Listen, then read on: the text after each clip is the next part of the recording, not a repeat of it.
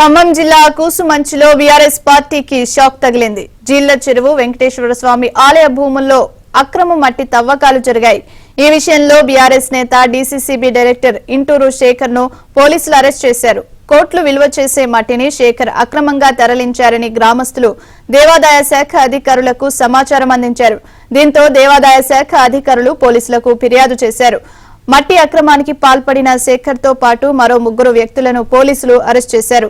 Shekhar arrest విషయం తెలుసుకున్న కొంతమంది బీఆర్ఎస్ నాయకులు, కార్యకర్తలు పోలీస్ స్టేషన్ దగ్గర హై డ్రామా సృష్టించారు.